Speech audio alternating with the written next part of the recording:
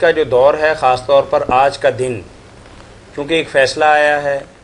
اور فیصلہ شاید قوم کے مزاج کے یا طبیعت کے یا ارادوں کے مطابق نہیں ہے، کیونکہ قوم ایک بہت بڑی قربانی کے بعد ایک آس لگائے بیٹھے تھی کہ کسی نہ کسی طریقے سے ہمیں اسے حکمران سے نجات ملے گی۔ تو وہ کچھ لوگ کہتے ہیں کہ ان کے خلاف نکلنا جہاد ہے، اور کچھ لوگ کہتے ہیں کہ خبردار جو ان کے خلاف نکلے تو بخاری کی ایک روایت کے حوالے سے آپ لوگ تو مجرم ٹھہریں گے، اللہ کے نبی صلی اللہ علیہ وسلم نے منع فرمایا۔ اور بھائی اسی حوالے سے کتاب لے کر آئے ہیں، سوال کی شکل میں وہ حوالہ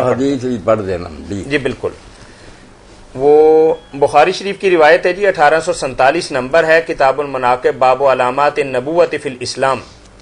لکھا ہے کہ میرے بعد ایسے امام، حاکم یا امیر ہوں گے جو نہ تو میری ہدایت سے ہدایت حاصل کریں گے اور نہ میری سنت سے سنت اخذ کریں گے۔ ان میں ایسے لوگ ہوں گے جن کے دل تو شیاطین کے دلوں کی طرح ہوں گے جو انسانی ڈھانچوں میں فٹ کیے گئے ہوں گے۔ سیدنا حذیفہ بن یمان رضی اللہ تعالیٰ عنہ فرماتے ہیں کہ میں نے کہا اس وقت مجھے کیا کرنا چاہیے اگر میں وہ بدترین وقت پالوں؟ آپ صلی اللہ علیہ وسلم نے فرمایا تو بات سنتا رہے اور مانتا رہے، اگرچہ کوئی ظالم حکمران تیری پیٹھ پر درے مارے اور ظلم سے تیرا مال ہتھیا لے، پھر بھی اس کی اطاعت سے نہ نکلنا بلکہ سن اور مان۔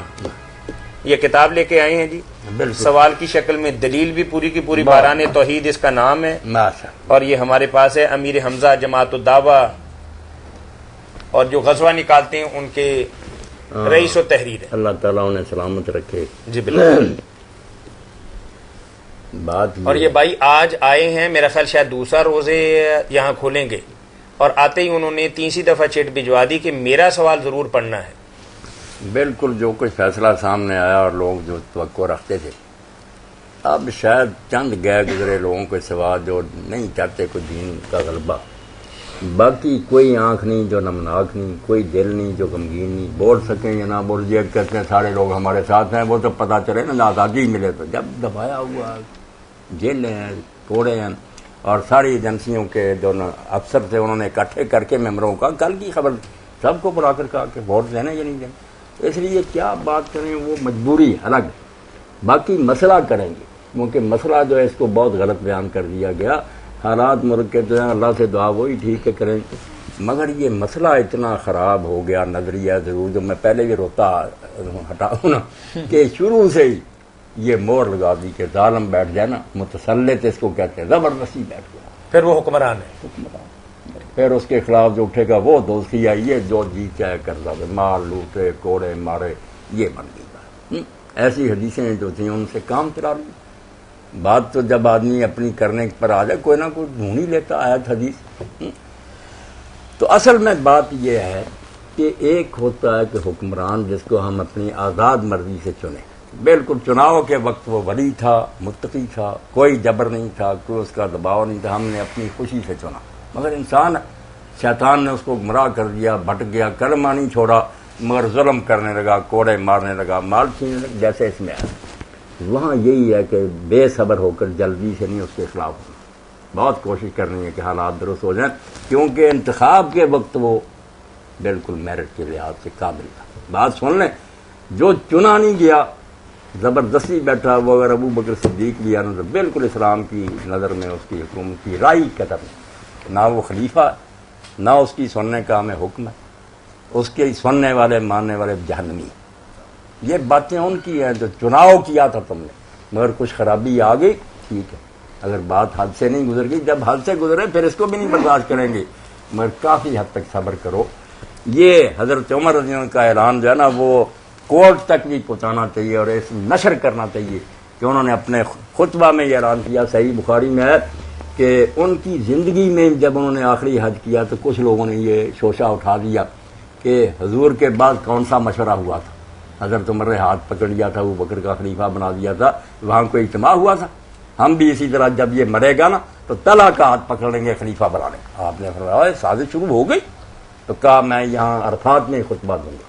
تو اچھے سمجھدار لوگوں نے کہا یہاں ہر قسم کے لوگ ہیں، دیہاتی، ان پڑھ، بدو، یہ گہری باتیں کیا سمجھیں گے، آپ مدینہ جا کر یہ خطبہ دیں۔ تو حضرت ابن عباس کہتے ہیں میں پھر جا کر ممبر کے ساتھ بیٹھ کہ آج بہت نہ ایک اہم تقریر ہوگی، بڑی تقریر ہے، اس میں رجم کا مسئلہ سنسار کا بیان کیا اور باتیں۔ تو حضرت عمر رضی نے وہاں کہا کہ کہ ایسی باتیں لوگ کہتے ہیں کہ ابو بکر کی بیعت بھی تو ناگہانی ہوئی تھی، کوئی مشورہ نہیں دیا، تھوڑے سے آدمی تھے حضرت تمہارے ہاتھ، انہوں نے کہا میں خود مانتا ہوں،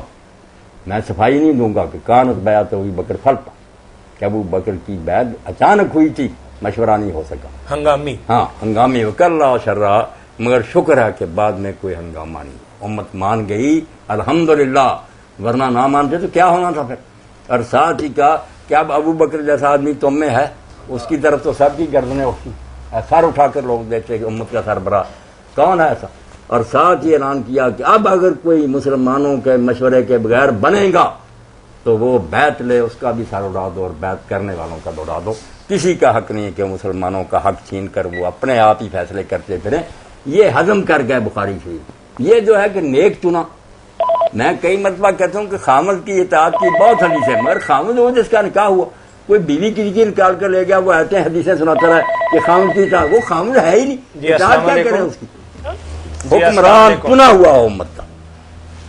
یہ بات مکمل ہوگی آپ کی کہ اسما حکمران اسلام میں وہی ہے جس کو آزاد مرضی سے،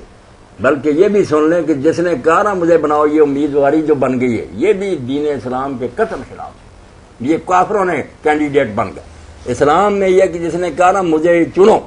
بس نائل ہو، اسی پر لکھ لیں گے تو نہیں لکھ سکتا، اس پہ تھوڑی سی یہاں کوئی کھڑا نہیں ہو سکتا۔ یہ تو ہرس پائی گی، حضور نے فرمایا اگر اسے خیال ہوتا کہ میں تو ایک چھری کے نیچے جا رہا، کتنا بوجھ ہے امت کا، وہ بھاگتا پھرتا ایسے کہ میری جان چھوڑو، کو جا کے وہ ووٹ مانگتا پھرے سارے، یہ خود بے ایمان ہونے کی علامت ہے کہ اقتدار کا بھوکا، اس کو صرف لذت نظر آتی ہے، حساب نہیں نظر آتا۔ نعمت المرضعۃ و بیست الفاطمہ، فرمایا اب اس کے پستان چوس رہے ہو نا، مزے لے رہے ہو، اس وقت تو یہ بڑی اچھی مانا تمہیں لگتی ہے، جب چھڑائے گی نا دودھ، قیامت آئے گی پھر پتہ چلے گا۔ آپ نے تو ابو ذر جیسے ولی سے کہہ دیا کہ ابو ذر تم کمزور نظر آتا مجھے، درویش ہے، دو آدمیوں کا بھی امیر نہ بننا، حکومت کا حساب جو بہت مشکل ہے۔ دین تھا وہاں، لوگ جان چھڑاتے تھے۔ یہ تو کافروں کی ہے جمہوریت کی، انہوں نے ووٹ مانگو، گھر گھر چلو، امیدوار بنو، اس سے ہی نہیں لوگ فیصلہ کرتے کہ یہ جو کروڑوں لگا رہا ہے۔ میں کہتا ہوں جاوید ہاشمی نے سچ بولا، اس نے کہا یار کیا تقوی رکھتے ہو کہ ہم صحیح کریں گے، 10 کروڑ ہم لگا کر سیٹ جیتتے ہیں، پہلے وہ 10 کروڑ پورا کرنا ہوتا، اگلے الیکشن کی فکر ہوتی 10 کروڑ اور جمع کرنا، پھر ڈیرا ہوتا، لوگ آتے ہیں ان کو کھلانا بنا۔ اس لیے تم نے جو طریقہ بنایا ہوا ہے وہاں پھر وہ ممبر نہیں ایماندار رہ سکتا، اس کا دماغ خراب ہے کہ کروڑوں خرچ کر کے تمہارا بھلا کرتا پھر۔